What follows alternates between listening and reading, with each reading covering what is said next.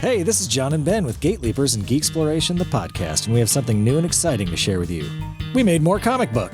Now live on Kickstarter, Space Oddities number 3. Space Oddities is an adventure comedy story about the crew of the Aftosa, Jorge McSanchez and Dirk. They are in the business of locating and procuring lost or misappropriated antiquities. While on a job, a young woman named Jet Paxton suddenly becomes an unsolicited crew member.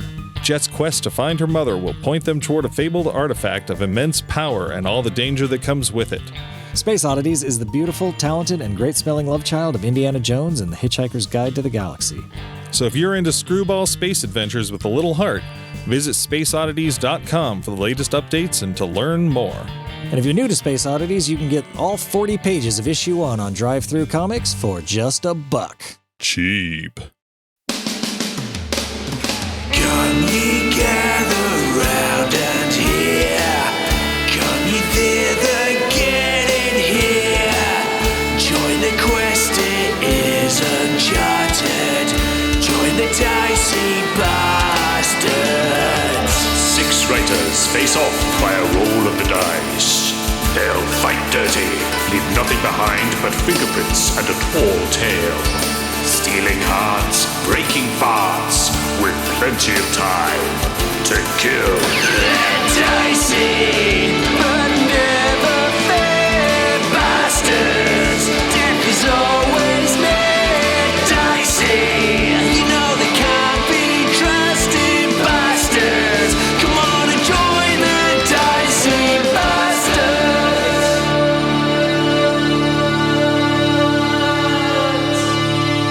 Hey there, ADs, Junior Adventures and friends. Welcome to the next episode of Authors and Directors Presents The Dicey Bastards. My name is MK Gibson, your host, Dungeon Master, and author of such books as She Dreams of Fire and Hey there, Deviants, Junior Adventures and Friends. Oh, frogs, whatever. Welcome to the next episode of Authors and Junior Directors Adventures Presents. and Frauds. Yeah, Don't belong here. you fake fans. Hi, I'm MK Gibson, your host, Dungeon Master, and author of such books as the Shadow Master series and the Technomancer series.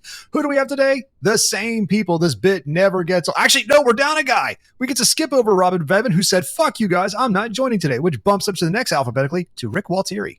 Mr. Gerd? Hello, friends. Right. Yeah, I just can't help falling into my alternate persona. Anyway, today I am Rick Gualtieri and I am playing Moog Face Eater. In real life, I write several books, including the Caverns. No, not the Caverns. That's the other person. I write the Tome of Bill, Bill of the Dead, Tales of the Crypto Hunter, and much more. That's you said today you're going to be. Who are you going to be tomorrow? Is it Drew Hayes? Tune in tomorrow and see. Well, we may be down a sorcerer, but we've still got a horserer, and that is played by me, Drew Hayes, playing Kabir the Expedient on a centaur who loves to get places quickly. I'm, in real life, the author of books such as Superpowers, Fred the Vampire Accountant, and the Villains Code series, the newest of which, Chilling Reflections, is coming out in print and ebook on August 8th. Audio will be announced as soon as they give me the date. And, of course, I'm starting my new series, Rover Powered, on September 3rd. And then, of course, there's A Decade of Death and Decisions on October 19th. So many fun things. Save some money for the rest of us, to include E.M. Kaplan. Oh, hey, hi. I'm Emily. I'm playing Claudia today and forever. Newest book Claudia of which, Chilling heart. Reflections, number 3 is the only thing I have left over from last week is a note that says cocaine. So I'm assuming that she has found the happy powder. Do you mean the game or just how your week was? If I were in real life using cocaine, I would be writing a lot faster. But instead, I have one book, new, that is Arsenic and Alibis. Please get it. It's like cocaine. Just, it'll kill you. All right, speaking of things that are old that will kill you, Steve Wetherell, how are you, sir? Doing all right. I We have may a book be called down Arsenic and a Alibis sorcerer, out right now, but which we you should still grab. have It's a fun, lighthearted mystery. I am Steve Wetherell, and you today can I'm find my playing- books on Amazon and other places where they sell books. I don't know. And I'll be playing Stan Dan Deliver as usual. Leader's a strong word, isn't it? Yeah, the coordinator, attempted Spokesman? coordinator. Wrangler. Mascot? No, Jorcer's the mascot. Jorcer's Figurehead, the mascot. Figurehead. Deluded old man. Aging icon. Den mother. Weird dad. Captain of the Titanic. And yeah, let's have some adventures. Let's do this. That being I cannot said, the think next of- class you play has to be a horserer. There's just, but with a whore in it. All right, folks, before we get into the game today, I want to take a moment and remind you all listening that if you're not already part of the A&D family, then you are missing out. Head over to patreon.com/authorsanddragons, where you can check out the various tiers and all kinds of perks. It's just $5 a month. You can join our Discord, where you can chat with hundreds of friends and fans and new best friends and the authors. Or you can head over to authorsanddragons.com, check out the merch for TeePublic and a lot of our cool merch. And if you don't have the money to help us in any way like that, then turn to a life of crime. Give us your ill-gotten gains. Beat up old people and take their money. But if you still have a moral compass and refuse to break the law like a wimp, then you can just subscribe to your various podcast services. You can leave reviews. You can give a little thumbs up, anything like that. Even in YouTube, that stuff helps us more than you're ever going to realize. Okay, with the shilling out of the way, is everyone ready to get into it?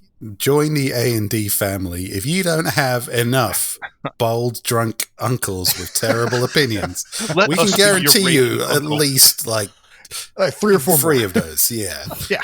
at least. All right. Greetings, all. This is Connie, Stan's Conscience. What's the happy haps? No, not feeling that one either. I really need a catchphrase. Moving on. In the last episode, the Dicey Bastards Why stumbled do you into need a Why do you need a catchphrase? You're in my head. because I want to be a thing, Staniel. Moving. This is my time. Shut the fuck up. In the last episode, the Dicey Bastards stumbled into an ambush and were set upon by feral children in magical masks. After an incredible display of aged athletics, monkey magic, and copious amounts of child murder, the team managed... you know what? No. Folks at home, I really, really need to hammer this point home. After discovering possessed as children by some kind of fey magic, this pack of assholes have proceeded to spray them with, air quote, web all over the kids, burn them alive, but it gets better. One child was beheaded with a mace, one was frozen, one was stabbed, and there were 2 who tried to flee. But thanks to Claudia and Moog's both natural 20s, no child was left behind. Oh, stay in school, kids. Stay in school. The scene, it was disgusting. At least Kabir only punched a kid in the ribs and then spent a couple of turns trying to shoo the invisible kids away. We're like, God bless, at least someone has a heart on this team. Oh, and then they left a bloody note saying, courtesy of the totally innocent party. This is your team. This is the team that you tune in for. All right. The Dicey Bastards then wandered into West Cherry, where they met Pink Rita, the cocaine-addicted magical items merchant who explained the curse of the old East Cherry City. After wasting her time and Stan staunchly refused to give old Mother Hubbard a bone, the group headed over to the sheriff's station, where they met the very drunk and very overworked sheriff. They were then deputized on the spot, tasked with discovering and ending the source of the curse plaguing the children. That could have gone a lot worse with the sheriff. Instead, now we are the law. Oh, that's terrible development. I would just like to point out that I am like joint first for the for the person who has killed the least amount of children on this podcast thus far. I want to look for some legal letterhead to let the town know that being an elf is now illegal. The Sheriff Quinn will shut you down on that. Unfortunately, the mayor beat you to that. That's it. This is an elf-friendly town. I want to just get this on the record real quick. I'm calling it now. I think the final boss of this campaign is Connie. Tell that man to shut the fuck up and stop getting ahead of the story all the damn time, man. You tell that man to The final boss of this podcast is everybody just examining their own conscience. That is right and good.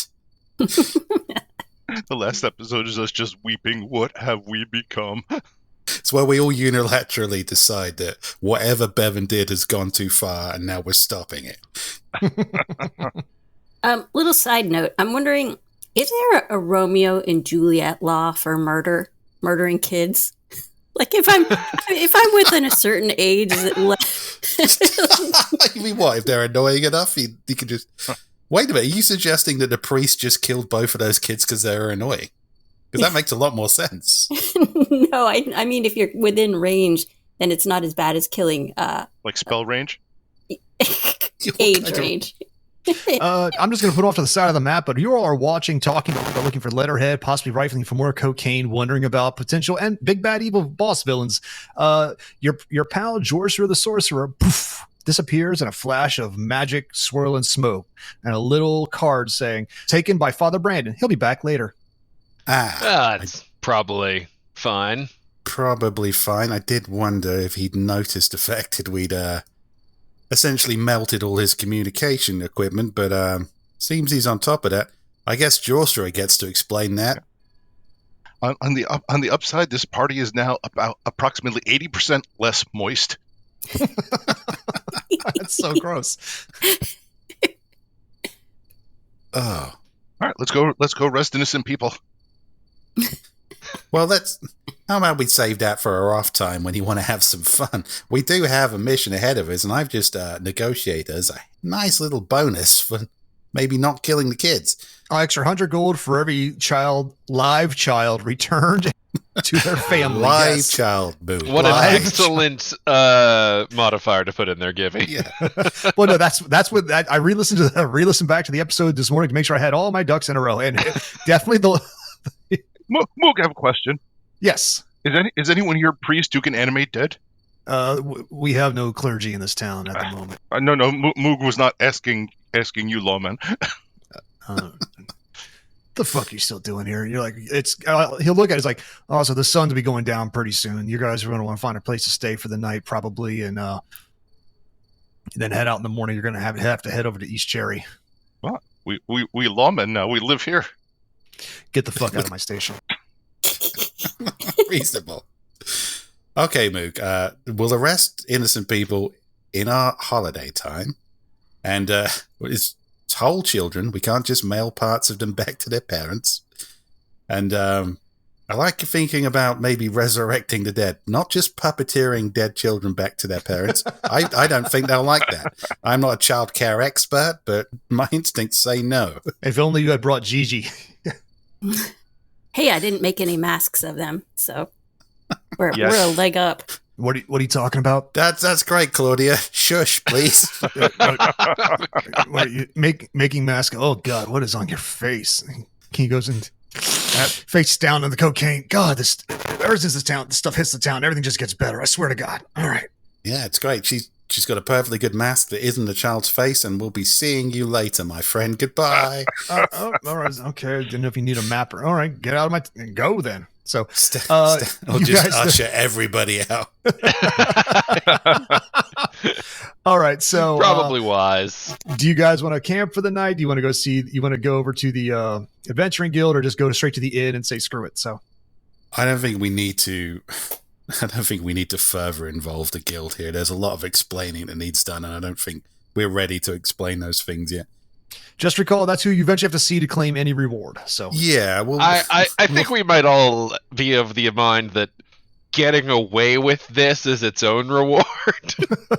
Well, you can't get to the main quest until you finish the side quest. I'm just going to point out that getting away with it doesn't pay the bills.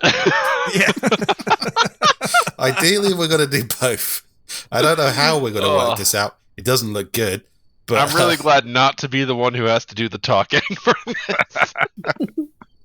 this. Who needs a good berry? If we just camp in the sort of grounds of the town. Well, there is an actual inn, you know. Are we just like throwing a tent up on the road? They also warned you, like the murder kids tend to come at night and try to steal people off the streets. So staying inside is a good thing. If you want to sit outside, we can have a whole other campaign that I had planned, and I have no problem with this. But remember, you guys are still pretty fucked up and down spells and wounded. Oh, that's right. I'm actually not terrible. Yeah, because you gobbled down 8 of 10 good berries, you shit machine. So yeah. Your hit points are great, but your arsehole is fucking fried, man. I don't know what you're talking about. This body's all horse. Those things could fart for a day and not be winded. Now, the rest of you. I will say to the team, I've got a couple of gold pieces. We can stay in an inn if you'd prefer a night of security and comfort. But I really must stress that all that shit we did with the dead children, we probably shouldn't talk about that. And also, just murdering elves. Apparently, is frowned upon in this town. And literally everywhere else. What if they evil elves? Well, what are you guys saying? Nothing. It rude to eavesdrop. In my office, My deputies. We were talking about the potentiality of evil elves. We have investigators such, some necromancers, no less. Not racist. This is a cultural thing. All right. Because I don't like elves, like, at all, and I hate that I have to work for one. She is a real ball buster. I don't care for that. Would you like us to do something about that? Oh gosh. That's highly problematic. Not the way I saw this going, but... Moog, give me a perception check. All right. What, is there a hand signal between these people? What? 7. A 7. You do not see his overt wink. So Too bad. everybody else does, but not you. Are there empty cells with beds in this place? Because There are not. No, he's not. He's not having you in his cells. He's like, been get out. pretty clear about ushering us out. This is Reasonably. Sheriff Quinn's time. I've got to get oiled up and do my dance. So We have taken a lot of his cocaine. that is true. You have taken a lot of his cocaine. The most actually was by Jorser, who took an entire bottle's worth. And so, All right. Maybe we should leave here before Sheriff hears too much and Sheriff must have accident. That's very thoughtful of you, Moog. How kind? Yeah, let's probably get out of here. All right, fine. Let's go to the inn. We'll stay at the inn, All but right. can I just stress once again, we're feeling. Everyone, be cool. all right, you wander across the street and you leave the town. Not leave the town. You leave the sheriff's station and kind of meander around till you find the one still quasi open inn. Obviously, with everything, the curse going on, feral children, people in tears, and this ruination of this once blossoming town. You go to the one remaining inn, which seems to be barely functional at all, the Cherry Blossom. And you go inside and you find a very rather austere B&B, one dwarven woman behind the counter. She waves to you like, "Hi there, Sleepy Jane. Come on in. You're Sleepy Jane, or Behind her, there is a huge furnace of an oven ready to go to cook. If you guys are hungry. you're Sleepy Jane? Yeah, I'm Sleepy Jane. I run the Cherry Blossom. How are you? May Who I are you? ask, why Yes. do they call you Sleepy Jane? No idea, honey. All right, fuck around a lot, okay? Is that what you want to hear? So it's, Huh? You look pretty perky to me, sweetheart. if you want some of this, then that could be all arranged. No, I was But- just flirting with you to try and get a better rate, but thank you. Oh, well, then are you with the Adventuring Guild? Because you look like that type. These guys come in from time to time. Feels like a loaded question there, Jane. Well, because if you just give me your party name and the PIN number that goes with it, I'll just build a guild. Oh, sweet. You get a discounted rate as long as you're with the guild. Excellent, because I definitely remember both of those things. Okay. So what are they? Okay. Gibby, if you don't give me this, I'm just going to use the magic of editing to perfectly record.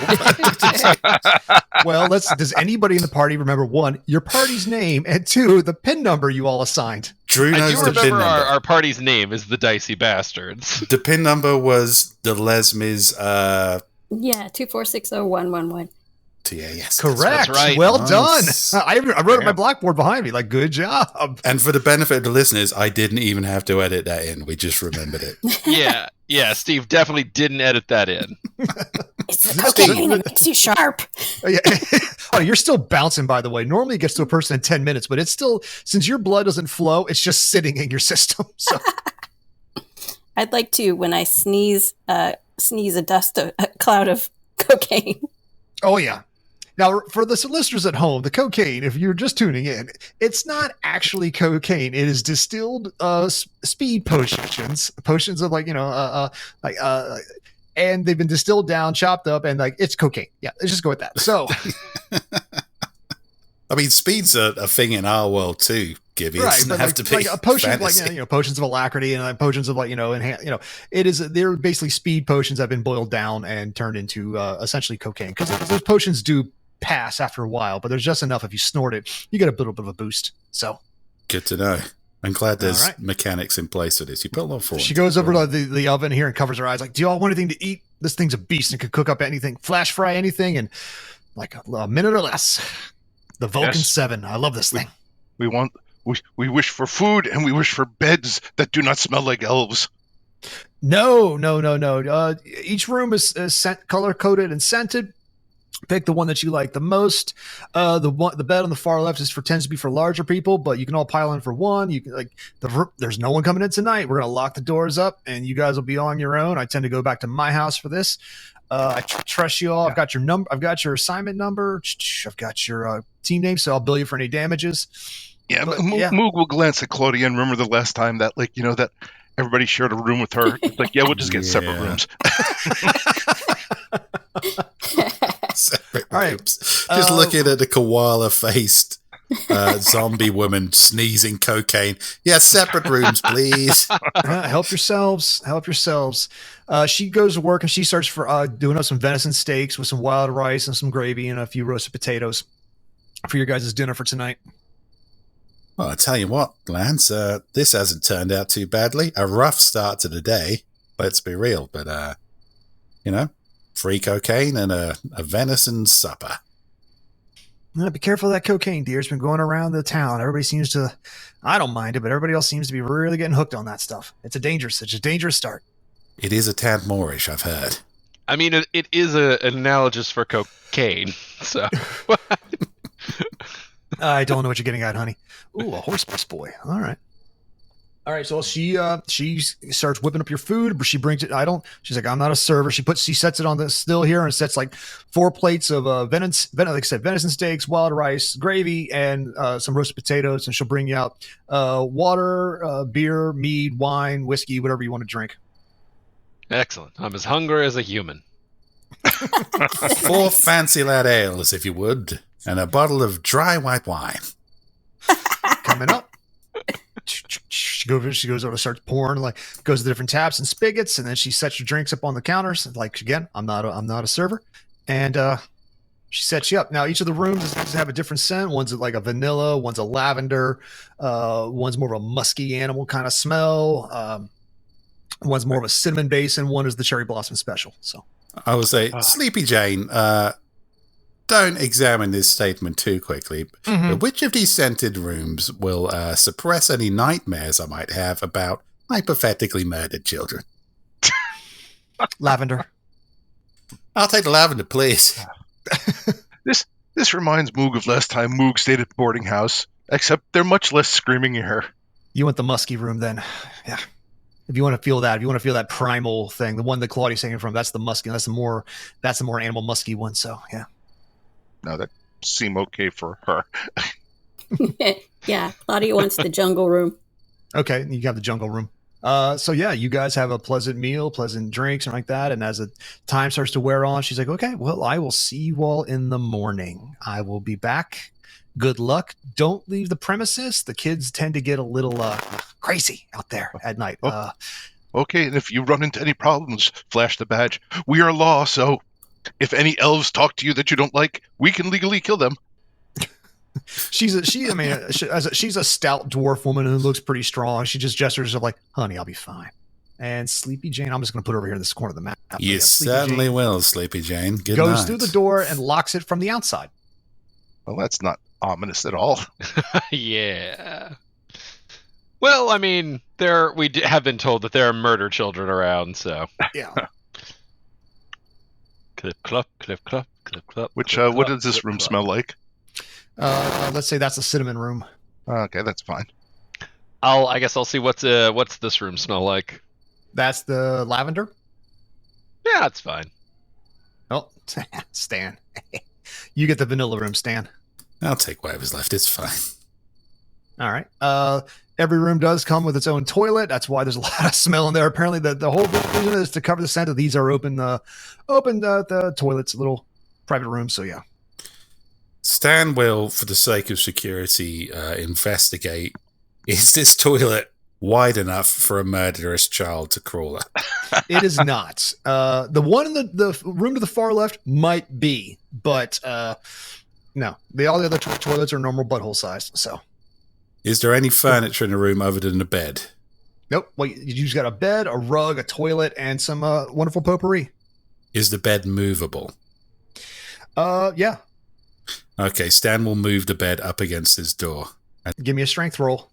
He'll also bang on the door and suggest that everybody else do the same. Okay. Well, if you want to move the bed, then give me a strength roll. I may need to call in somebody for some help on this. Yeah, this is just brute strength, not even athletics. This is just brute strength. You're just trying to move a well done. This ain't IKEA furniture. This is a big honking peak oak bed. Can I throw a perception to hear the sound of him trying to move a bed next to me? You don't need to, because the sound of him pulling his back out. rolled a Crunch. Everybody move your bed up to the door, motherfucker!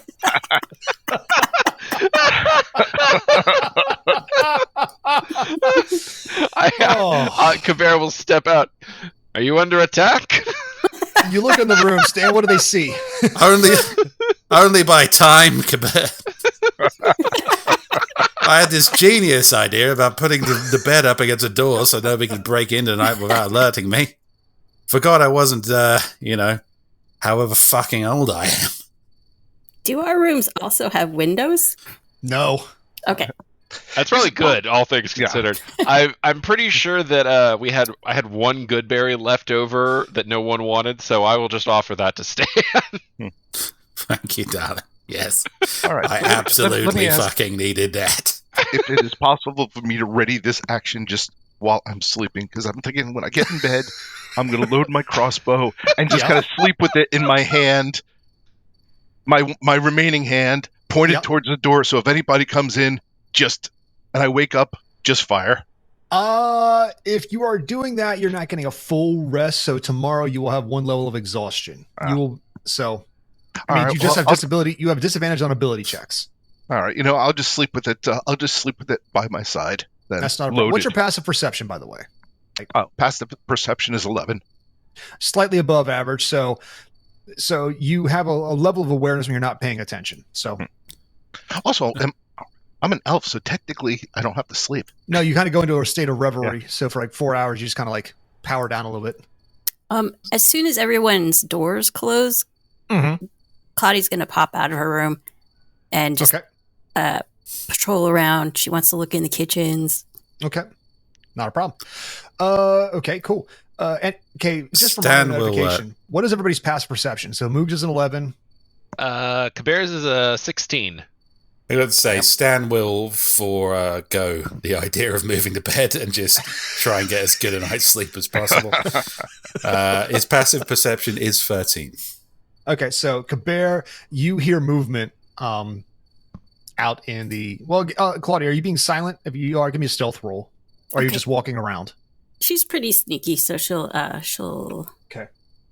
Do. Okay, yep, you beat his passive perception. So, Kabir, you rest soundly. I do, since I'm obviously going to sleep standing up, I will... You can lay down on your side. I've seen horses do that.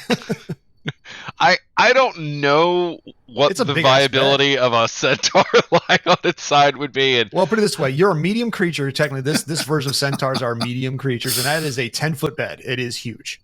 I'm pretty sure that my horse character sleeps standing up. Yeah, okay, I want to clarify something when I talk about this. If Drew's like galloping and he falls over, can he crush himself under his own horse? I think that's why they might move to the medium creatures, but technically, yes, that's why you have to like kill a horse because their bones don't heal properly. So. That's part of why I made him a healer. Goddamn, feels like a very fuck you all, you stay back. So season 2, like we don't like. Oh, Kabir's been injured. Claudia, get the crossbow.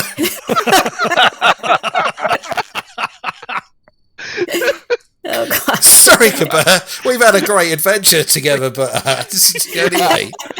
I like to think Kabir saw what happened to one injured horse and is immediately like, I'm learning fucking healing magic. It's the episode after we released Joshua back into the wild. That's just the sneak preview of the eventual wind down of Dicey Bastards. We end up in a town full of glue factories. I was gonna say I'm gonna sleep with my rump pressed against the door. Okay, you sleep with your rump pressed against the door. You're farting rump. Every so often, everybody hears a muffled rump until the good berries wear off. Who's listening to a lot of bass? Dubstep. All right, Claudia, you're doing a little. You're just looking around and see what you can find, right? Yeah. Give me investigation roll. Investigation 16. Pretty good. All right. Yeah, you definitely okay. So you have a couple of brick ovens, and like for various foods and whatnot, loaves, pizzas, breads, etc. You come over to this stove, and it appears to be very, very well made, and it's very unique the way it's been kind of cobbled together, and it puts off a shitload of heat. In fact, the closer you stand to it, you're like, this could be dangerous. You find a few random switches that. This thing could like if turned up, it could melt you, and you were convinced of that. I feel like if narration could be foreshadowing. If someone were to throw a stick of dynamite in the stove. 16 investigation's pretty good. So you come over here, you find basically your wine, you find your wine, your beer, your waters, and all these other things in various kegs. But shuffling around, you do find some paperwork. Seems to be some letters, some handwritten letters. What do they say? Do you speak Sylvan? I speak Common, Elvish, Thieves. Can't. No. Then you cannot. No, it is. It just seems to be correspondence letters written in Sylvan. Oh, fuck! I can't remember how much we have talked about. Are there I speak everything. I know you do. Is it enough to steal the papers without hugely being noticed, or? Well, give me a sleight of hand roll to see how well you take things to make it look like nothing's been taken. Sleight of hand. 12. Not your best work. Oh no, you might be noticed by the nobody who's in this room with you. Right. That's true. Well, it's less about it's like how did the stack look? Because some paranoid people tend to pay attention to how things were when they left them. So, but again, Sleepy Jane left you alone in your own devices, so fuck her. So. Okay. Does Claudia know that Kabir is like a polyglot? You've heard him speak. Okay, so he did speak Sylvan at the when he was talking to Yak of all trades back in the town of Galahad. But you don't know if you've never heard the language. He speaks other weird languages. I have talked to rats in Frontville too. I forgot about that. Yes, you've seen. Well, yeah, you've seen him talk to animals. Crocodile noises. Crocodile. So she would like to take some letters and go over to Kabir's room, and she knows that everybody is kind of on edge, so she wants to do a little shave and a haircut knock. Yep. On his door very carefully. Okay. Kabir will slowly open the door until he sees it's Claudia, and then he'll kind of open the door. Yeah. And she'll hastily remove her mask because she knows it looks a little creepy. But by removing your mask, you mean you peel it off and all the dried blood on your face because you never cured it. It's a horrifying concept when opening the door to a woman wearing a skinned koala face is good news. She's gonna peel it off like a fruit roll up. Don't worry, it's just me. So now she's wearing it on top of her head, but she will also hand Kabir the notes or the papers and say, "Hey, can you read this?" Of course, like any good tour guide, I can read and speak every language. Yeah, good. What does it say? I actually don't even need to use my item because I speak Sylvan. So, okay, what's it say?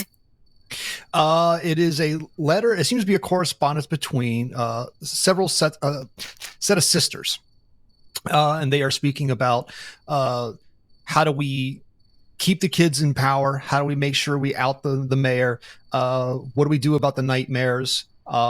I think that if we can keep the portal open in East Cherry, then we can maybe make them destroy themselves, and maybe we can do this all over again in North Cherry or South Cherry. Perhaps if you keep the Grove haunted, then we can keep more kids coming in. And it seems to be this woven thing between several sets of sisters, really fucking over this town. Hey, quiet down with your reading in there. Some of us tried to sleep. Oh, and also, like, keep the flow of cocaine going. Ah. Sisters. There were never such devoted sisters to crime. Thank you, Emily. I did not know if anybody was going to get that joke. I do know. I'm laughing. I mean, but Did your family make you watch White Christmas every year, too? It's a long story. Maybe I'll tell it sometime. It was about me taking gymnastics as a kid, and then the owner having been a showbiz mom and making her daughters sing this every year with a huge tap dance number. It was hideous. That's rough. Yeah. all right. There's a banging at the door. Please let me in. Please let me in. Please let me in. Because there are children outside. You giggles and cackles of murder children, and one Jorcerer banging at the door to be let in. Do we really believe it's Jorcerer, though? That's up to you. I've had this dream before, and it always ends kind of weird. You not fool us again. Since Claudia's already awake and running around a little bit, she'll go check out the door and see if she can. Is there like a peephole? Can she see him at all? There is a peephole, yes. I shall press my wonder against it. Okay, just so let you know, George, we're on the outside. For the sake, I didn't have an extension of this map. Outside in West Cherry, there are kids in those masks running around in packs looking for adults to string up and kill. And you are stuck outside. What does Claudia have to roll to avoid getting a dick in her eye? Unless he has got a pencil dick, it's not going through the eye hole. Thank God. We haven't really clarified this. I mean, I imagine we will inevitably roll for Jorcerer's dick at some point. It'll be like rolling up a whole new character. Yeah. And I guess the question is, does Claudia recognize Jorcerer by his dick? I mean, we saw him tugged around by it. Yeah, I feel like anyone who's traveled more than a day with Jorcerer knows what his dick looks like. I haven't worn clothes in like a week. Yeah. You have clothes. You have a bag of clothes you're dragging Again, around. we discovered you had a bag of clothes. Whether or not you put them on is your business. There's a whole other world to look at, even when Jorcerer is naked. I'm just going to point that out. It's a whole new world. All right, so Claudia, Some of us have to aim spells at or around it. if you want to, give me a perception check to see if you recognize this dick. Because again, the lady that owns Sleepy Jane's one that owns this thing is a dwarf. So a 6. God. You're not sure whose dick this is. She has mostly squinting right now. Do I know at least it's not a child's dick? I'm not answering that. Yeah, I was going to say, I'm really curious what you're rolling with. This one's going to be giving. Not answering that. This feels like That's up plausible between you and deniability. the authorities. Miss Never Kaplan. have I been so glad not to be the DM. Oh, it's not a kid. That's good enough for me. Jorcer, I guess I agree with that policy, yeah. Jorcer, do me a favor and give me a stealth roll to see how well you're hiding from the kids who are marauding through the town. See if you're making up enough noise to see if they notice you. He's got his cock out. He's not hiding that well. Well, it's dark outside. It's nighttime. So 3 stealth rolls. Well, the third one was a natural 20, which is great. Unfortunately, the first one's an 11. So okay, that gives me. How did I roll that 3 times? I do not know, but I'm going to know. I'm going to roll to see see if the kids notice you. Let's see. A 4. They don't. You're lucky. You're good for now. With their perception of +2, so a 6. Your 11 beats their 6. They don't notice you yet. What's the password? Is Stan alerted by the noise? Were you asleep? I don't know. Probably hoped to be asleep. Maybe his Unless you really were yelling at Kabir to read quieter because you're an old man. So. Maybe his prostate. Exactly. He woke up by that aggressive eyeball movement by his inconsiderate room neighbor. I will say that while Claudia is fiddling with Jorcerer at the Dorcerer, I will... Do you come out of your room, Kabir? Oh, yeah. I mean, the door was kind of open. We were standing there reading stuff. Okay, I'm going to go over to the brains of the operation, God help us, and knock on Stan's door to fill him in on all this stuff. Because he's going to shoot you with that crossbow he's got ready to go. No, I don't know that there's any situation where I would try to knock on Moog's door. I guess if we have an elf that needs immediately killed. Stan will open the door and go, "What's all this loud reading and cock talk?" Man's tried to sleep. A tale of treachery and conspiracy and a lot of stuff. I don't really know what to do with it. I'm, not the thinking one. I'm the running one. So here, and I'll just tell him everything in the letters. Okay. So while you're downloading everything in the letters, those children are going to get another look to see if they can attack Jorser, who's stuck on the outside. Yeah. So that'll be reading the letters and go, this is very interesting. Claudia's dealing with that. Who's screaming? So Jorser's outside. There's you can hear those monkey-like children because they're screeching. Well, because because I described them before because they were like jabbering monkeys the way they screech and why is Claudia covering her eyes? No idea. What do you want to do, Claudia? I've been reading. Claudia wants to ask for the password. What's the password? Give me a password. We didn't establish this beforehand, obviously. Jorser, she's asking you for a password. Wonder. Oh, okay. Yeah, that's pretty much it. Yeah. That'll do it. That'll do it. She will open the door so he can come in. How are you going to do that? It's locked from the outside. Oh, locked from the outside. Oh, she'll try to pick the lock. From the outside? Good luck. Shemax was it deadbolted from the outside? You did hear a slide chunk and a click. So it has definitely been deadbolted and locked from the outside. All right, so we're talking about a padlock on the outside here. Okay. Well, I could, in theory, Misty Step through the peephole, but I can't bring you, and I don't have any way to open a door, so I'm not going to do that. All right, Jorser, give me another stealth check. Maybe Jorser has a spell. Perhaps. But first, I have a stealth. Natural 1. Oh, shit. He says really loudly. Like, Caber's like, maybe Jorser has a spell. He's like, maybe I do. And a 16. Okay. What I'm going to do is we're going to go into semi-official turn order because they are aware of your presence, depending on where they're at in the town. You have, let's see, let me roll a D10 to see how many rounds you have until they come up onto you. 9 rounds. So just less than a minute. So, round 1. Jorser, you're outside. Claudia, you're there. Caber, So, first round, what does everybody want to do? I mean, I was going to keep going over the letters with you. Fantastic. He's going to. What are you doing? Big Stan's probably worked out what's going on by now. He will just go to the door and say, Jorser, how much time do I have to talk you through picking a lock? Okay. Claudia? Claudia's going to be like, let us out. And Jorser will be like, let me in. And Jorser, what are you going to do? All right. I would like to use a minor illusion spell and make myself look like a giant Brussels sprout. Okay. Kids do hate Brussels sprouts. Yeah. Yes. Too bad, only the minor version. Because how big is a minor illusion spell? Because I don't think you can do your whole body. I think we worked out actually that if he sits down in a squatting position, it's a 5-foot cube. Yeah. It had to be squatting, didn't it? Okay. You hunch down and become a 5-foot Brussels sprout. Okay. I don't even mind. I can be a Brussels sprout with my head sticking out. That's fine. Yeah. That's fine. Kids don't want to eat that either. Testicle with a head. Children definitely don't want that.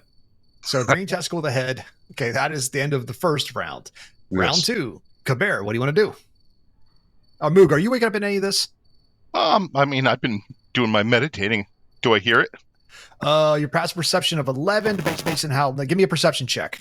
19. I guess. Yes, you hear this. It breaks you out of your reverie. I guess Caber can just ask through the door. Jorser, do you know the spell Misty Step? As a practitioner myself, I can see how it would easily allow you to pass through this obstacle. I've got it covered. It's not your turn. Okay, Stan Dandy Liver, you're next. Sure, I can't talk you through picking a lock. It's pretty easy. Should only take maybe 3 hours. All right, Claudia, depending on the lock. Got it covered. Claudia thinks everything's fine, so she can walk away from the door. Thank you, someone with faith. Yeah, I'm going to use that Misty Step. You peer through the peephole, and you see Claudia take a step back after you take your dick out of the way, and you Misty Step through the door. Hello. Gah! Where the fuck have you been? For the sake of this narrative, Jorcerer, you were pulled away. You were teleported away by Father Brandon, who informed you guys are going to have a very lengthy talk in the near future about destroying the gem of Mark Fu. It doesn't really bother him because that was your wife's deal. So but the contract still stands. You still owe her money. She just no longer has a way to blow up your dick. But he is going to uphold his end of the bargain. So if you still don't pay your money monthly and send back intelligence as described, there will be problems. Did I have to blow him? No. Okay. I mean, you offered, but he says, no, thank you. I didn't know. Hey, don't put words in my mouth. Yeah, put dicks in his mouth. Yeah. Well, you're the one that brought it up, so I figured you maybe like, do I got to blow you now? Okay. Joshua, glad to have you back. Thank you. Are we about to be murdered by an onslaught of feral children? No, that's taken care of. They hate giant Brussels sprouts. Genius. Well, that spell dropped once you missy stepped you. So. Ah. Well, I'm not not- necessarily. If it's a concentration spell, then you right now still are a giant Brussels sprout. He's a Well, misty I'm not. Brussels sprout. It was Oh, you left cast one around outside. me. Got it. Yeah. Yeah, Okay. it's not a transmorphication or anything, Gibby. That's insane. I'm gonna look around for any heavy furniture that maybe we could prop up against the door. I'm not going to help you with that, I Kabir. say there's Stan's bed. There are, of course, tables and chairs to the south of you, bookshelves, and wine bottles and casks, and a very hot stove, and many things. So, I'll drag one or two of the tables over in front of the door. all right, give me a strength roll. I mean, you have a carry speed, don't you? Yeah. Or not carry capacity thing because then you're fine. You prop a couple of tables up in front of the door. You're fine. I will say to Claudia, see if you can find another exit out of this place. We might need to leave in a hurry, or at least stop murderous children coming in through the back door.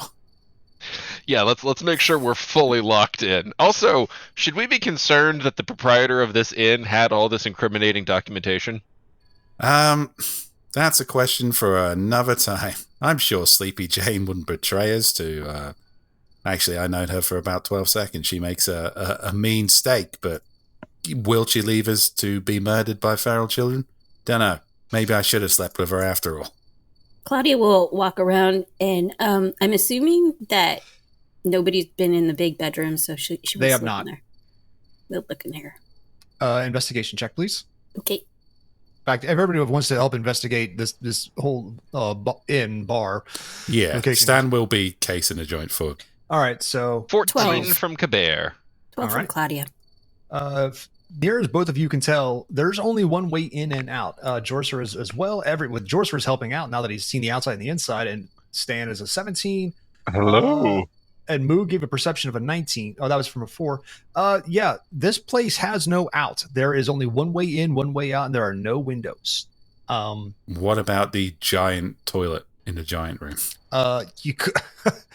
That's covered, dude. The legally distinct turtles have laid claim. No.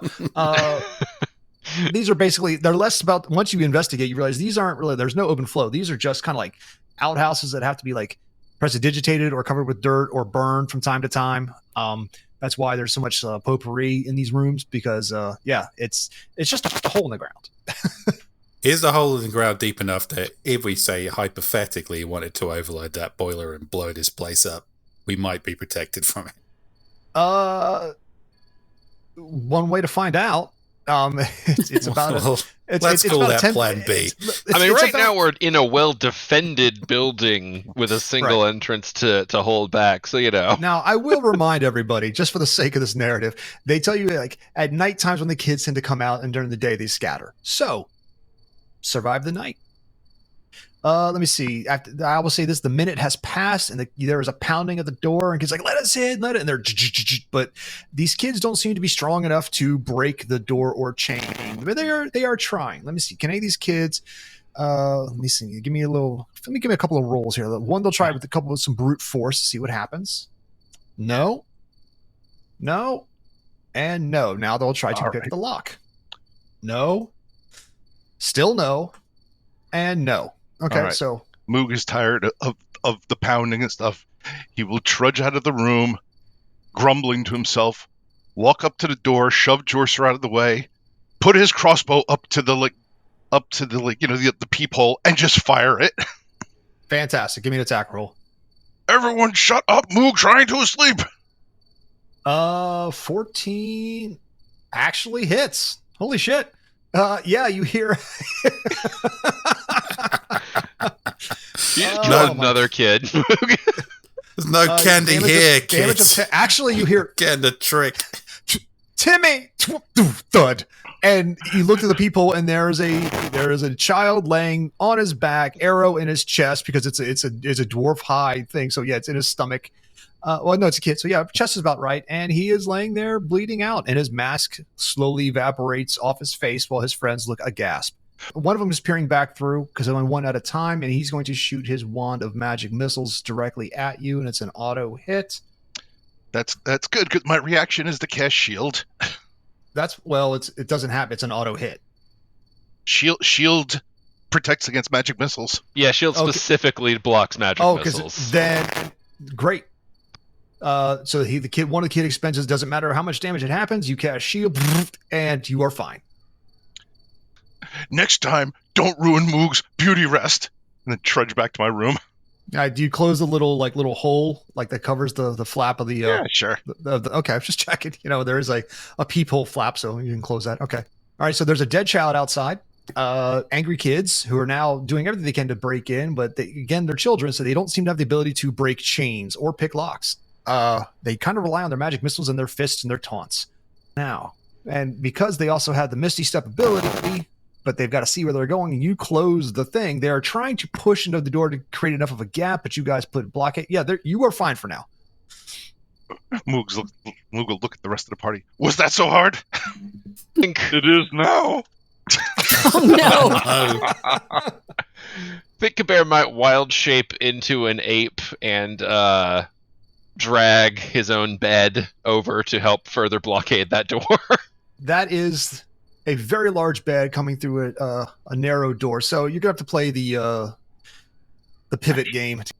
Actually, Kabir, what about these whiskey, these drink kegs? Because here, if you propped up against the door and then they start to break in, we can always hit them with magical fire. Kaboom! All right. Also, I think I like the idea of them being further away from the hearth. So you've already got a couple tables there. Now you're taking the whiskey and the beer kegs and we'll just load them in between the tables themselves, kind of reinforcing and adding heft, and also an exploding Oreo cream center.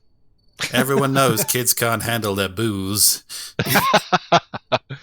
And then I guess rest. Wait, we should probably take shifts watching, right? Yes. You can do as you see fit. Yeah, Claudia can watch, no problem. Well, I'm going back to bed, and if anyone's going to read anything, do it quietly. Moog will feel much better knowing that the creepy koala massacring woman is watching over. Oh, Mr. Judge. Right, definitely sleeping with my rump to the door again. Lavender, vanilla, cinnamon, Claudia's in the musk. What was the fifth scent I said it was? I forget. The big bed. It doesn't matter. Rosemary and thyme. Something let's just go with that. Some sage or something. So, Jorser, you have one giant bed to yourself if you want it. Or you can crawl into with Stand and Deliver, your life partner. I don't recall making that official arrangement. I don't know. Let's not put a label on this, okay? Oh, the shippers out there are loving this. Standard Jorsey liver. I don't know. As disgusting sounds as it's got a good mouthfeel, doesn't it? Like Jorsey liver. I will crawl into my own bed and okay. Yeah, if anyone wants to join me, that's their business. All right. Well, look at you, Miss Independence. All right. Claudia, give me perception checks. Multiple. Okay. We'll do one for every couple of hours. Yeah, I only need to meditate for 4 hours. So after that, I'll go and help her. She's about the same. Perception 13. Kids are still trying to get in, but nothing happens. Trying to get in, nothing happens. Moog, you come out after your 4 hours of rest, and you can both give me perception checks. Great. As dawn is approaching, the kids give up and leave. You just lock them in your room, their rooms. Go have a frozen shoot pizza. them in face with crossbow. All right, now for the people that will actually sleep, Jorcerer, Kabert, and Stan, I would like you all to give me wisdom saving throws. Oh, Okay. goodness. Interesting to see where this goes. Wisdom. Wisdom saving throw. All right, I got a +1 on wisdom, so that's a 20. Okay, you are fine.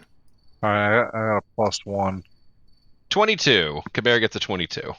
Shit, you are totally fine, Jorcerer. 14. All right, that is a fail. Oh, shucks. So, for my edification, what is Jorcerer's biggest nightmare? Oh, God in heaven. I wasn't prepared for this.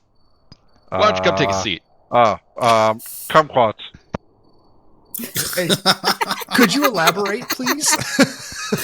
Don't do it. Don't do it. It's a trap. I was raised by howler monkeys, and my adoptive siblings used to pelt me with kumquats. This is a nightmare, or is this a true thing? Jesus Christ. All right, what do you want? You asked me for my biggest fear. Okay, so your biggest fear is that you were raised by howler monkeys. No, I mean, that was true. Oh, wow. Okay. I'm afraid of Because kumquats. that's not the backstory you sent me a long time ago, so okay. Oh, yes. Oh, that's right. My father beat me with an hourglass. I'm afraid of time. Okay, Yes. cool. Time and kumquats. That's the name of the episode, by the way. Putting this creature on the map just so you all can see it, but it's not actually here. Do you have This- a kumquat monster ready? No, so in your dream, your father is once again beating you with time, and the time turns to an hourglass, and the hourglass turns to kumquats, and you are now running through a field of time and kumquats as your father chases you. But as you look across this field, you see this creature, this blue-skinned hag-like creature. It seems like she's like weaving, like she's like weaving her hands around, almost like a conductor. As you could tell that she is the source of this nightmare, and she's drawing strength from your fears of your dreams. Okay. Yes. All right, so that is Can what the you rest see. of us hear Jorcerer yelling about time and kumquats? Because if I can, I want to ignore it. I like Give to me imagine he just obliviate. He cuts off before the quat part. Yeah, just Father, time to come, Father. Yes, You guys are Definitely ignoring that. really immature. yes, that is true. Mr. Dickhole, Dick through the peephole. Yes. If anything, Mr. give me Dickhole is fine to my friends.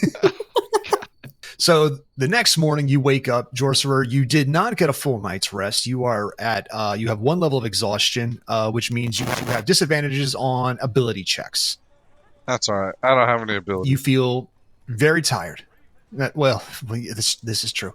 All right, so how is everybody feeling this morning? We know what Jorcerer's feeling. Kabert and Stan, you guys wake up just fine. You come outside, the sun is shining, and you hear a banging at the door from, hey, open that goddamn door. We didn't lock the door. No, I locked it, but I can't seem to open it. It opens from the inside, it locks from the outside. All right. Guess we'll try dragging stuff away. Yeah. Okay. Yeah, we'll move things out. Sorry, the kids were really creepy. Stan will give that sort of, when you're helping someone move something, but you're not really.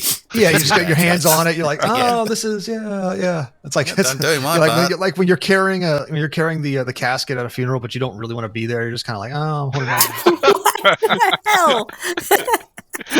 Hell. Pick some interesting times for his pettiness. I didn't like him much to begin with. The other guys, they look strong. I'm kind of tired, so Anyway, all right. So you guys move all that shit. You guys move that shit away, and Sleepy Jane comes in. Y'all made it good. Did you guys didn't blow up my place? Looks good. Everything looks fine. All right. Good. We considered it. There's a plan Okay. B. Oh, let me guess. Hide in the toilet and blow the. So did the kid eat that other one? She stepped over the corpse. Okay. She doesn't seem to care at all. That's like, this is almost like commonplace. And there's the crying parents out there who found Timmy. And they're taking him away. Moog, pretty sure he'd die of heart attack. Yeah. Definitely an attack to the heart. Right. They got closure. You're welcome. I'm sorry, you'll have to make another one. Bye-bye. Oh my god. Oh, we should explain to Sheriff that he was alive when we found him, so we should be paid. There's room in my bed. No! Okay. Everybody stop talking. It's breakfast time. So, over the course of this next bit, Sleepy Jane whips up a wonderful thing of fresh eggs, orange juice, some bacon, some country ham, and some grits, and serves you all a wonderful, hearty breakfast before you eventually have to set out for the ruins of East Cherry. Does anybody have any questions for Sleepy Jane before we sign off for this particular episode? Because a nice breakfast meal is a good place. You survived the night, you killed a kid, you moved some furniture. I feel complete. Well, let's be specific here. Moog killed a kid. No, it's a we thing. You got Moog taking credit for that one. I didn't even move furniture. Yeah, feeling a little targeted by party actions here. Well, unfortunately, it was all recorded because you guys gave the name and your pin, so now it's all. You can't pass this one off on a totally innocent party this time. So, hey, you haven't seen us try yet. I've seen some shit, man. All right. Don't tell us what we can't bullshit give you. Yeah. So, unless anybody has particular game-wise they want to do on this, maybe we could pick up next time after a hearty meal before you all set off. Does anybody have anything to say to our friends, our family, and our loved ones out there, or just some good old-fashioned assholes who we know hate listens to the show? Sure. Only to the enemies. Don't ruin Moog's beauty sleep. And don't try to move a big bed when you have a bad back. And that's a word of wisdom for us. So on behalf of Rick Gualtieri, Emily Kaplan, Drew Hayes, Steve Wetherell, and Robert Bevan, I'm MK Gibson. We've been the Dicey Bastards, and you've been great. We'll see you all next time. Bye, everybody. Bye. Bye.